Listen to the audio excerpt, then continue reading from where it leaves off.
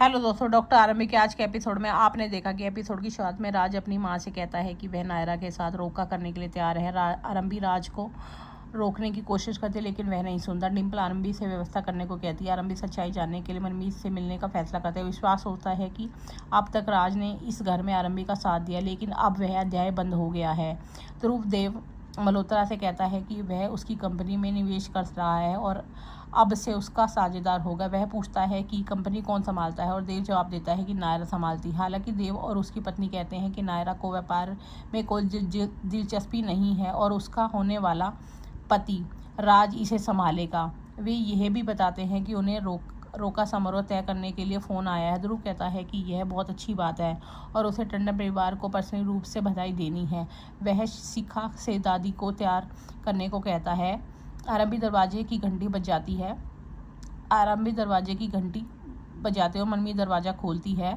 आरंभी देखती है कि सनी सोफे पर सो रहा है और मनमीत से पूछती है कि उसने अपनी शादी की खबर उससे क्यों छुपाई। वह यह भी देखती है कि मनमीत के शरीर पर चोट के निशान और उसकी आंखों में आंसू हैं। मनमीत कहती है कि उसने राज से कभी कोई वादा नहीं किया था। वह आरंभी के सवालों से बचती और दरवाज़ा बंद कर लेती है। ध्रुव ढोल बजाने वालों को बुलाता है और फिर एक टैक्सी बुक करता है। कृष्णा टैक्सी ड्राइवर और वह ध्रुव से पूछता है कि वह ढोल बजाने वालों के साथ कहाँ जा रहा है। ध्रुव जवाब देता है कि वह किसी और की रोका रस्म में जा रहा है। कृष्णा कहता है कि वाह। बातचीत के दौरान कृष्णा बताता है कि वह बरेली बच्चन और उसके घर में भी सभी पुरुष हैं।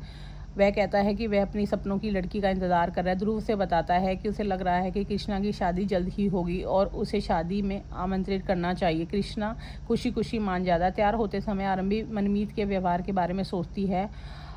वह सोचती है कि कैसे रोका जाए, क्योंकि अगर यह हो गया तो राज बाद में पीछे नहीं हट पाएगा। विश्वास वहां आता है और आरंभी का मजाक उड़ाता है। वह उसे फटकार लगाती है और कहती है कि वह राज का दर्द नहीं देख पा रहा है और सिर्फ उसे ताने मारने में लगा है। वह बताती है कि उसके बेटे का अपहरण हुआ था और वह अभी भी सदमे में है, फिर भी वह उसका साथ नहीं दे रहा है। आरंभी आगे कहती है कि कॉलेज के दिनों में विश्वास के मनोवैज्ञानिक के असाइनमेंट पूरे करके उसने गलती की, क्योंकि वह अभी भी दूसरों की भावना को नहीं समझता। विश्वास कहता है कि उसे खुशी है कि उसने उसके असाइनमेंट पूरे किए और उसे जल्द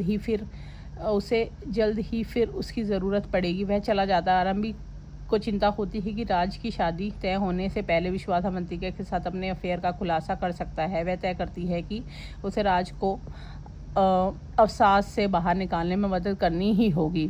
ध्रुव ढोल बजाते हुए टंडन के घर में प्रवेश करता है, जिससे सभी चौंक जाते हैं। डिम्पल पूछती है क्या हो रहा है। नायरा बताती है कि ध्रुव ने यह सरप्राइज प्लान किया था और उसे अपने पिता के बिजनेस पार्टनर और उनके अस्पताल के को ऑनर के रूप में मिलवाती है। टंडन परिवार को समझ नहीं आता कि वे क्या रिएक्शन दे। रोका चुनरी और थाली लाते समय आरंभी सोचती है कि राज नायरा से प्यार नहीं करता और आशा करती है कि यह चुनरी ऐसे जोड़े तक पहुंच जाए जो अपने वैवाहिक जीवन में एक दूसरे से सच्चा प्यार करे और एक दूसरे का साथ दे। देव ध्रुव की एक सफल व्यवसायी के रूप में प्रशंसा करता है। नायरा की माँ डिम्पल से राज के बारे में पूछती है और डिम्पल उन्हें आश्वासन देती है कि वह जल्द ही आ जाएगा। ध्रुव कहता है कि यह उत्सव का समय है और फिर से ढोल बजाना शुरू कर देता है। आरंभी रोका थाली लेकर आती है। ध्रुव की हरकतों से विश्वास परेशान हो जाता है। उसे जाते समय गलती से पंखे को छू देता है। हवा के झोंके से चुन्नी थाली से बाहर गिर जाती है। आरंभी और ध्रुव उसे पकड़ने के लिए दौड़ता है, लेकिन चुन्नी उन दोनों पर गिर जाती है। सभी चौंक जाते हैं। आरंभी चुन्नी को उठाती है और ध्रुव से पूछती है कि वह यहाँ क्यों आया था। उसे याद दिलाती है कि यह राज और नायरा के लिए शुभ चुनरी है। विश्वास इस घटना के लिए ध्रुव को दोषी ठहराता है। ध्रुव पलटवार करते हुए कहता है कि विश्वास ने पंखे की दिशा बदल दी थी और असल में वही जिम्मेदार है। वह आरंभी से यह भी कहता है कि वह अपने पति को डांट सकती है, उसे नहीं। डिम्पल ध्रुव से झूठ बोलता है और विश्वास पर आरोप लगाना बंद करने को कहती है। तभी तुनिका आती है और कहती है कि उन्होंने सब कुछ देखा और मोबाइल फ़ोन पर रिकॉर्ड भी किया। शिखा वीडियो दिखाती है, जिससे साबित होता है कि विश्वास ने पंखे को मारा था, जिससे यह घटना हुई। अब आगे का एपिसोड जानने के लिए हमारे चैनल को लाइक और सब्सक्राइब कीजिए।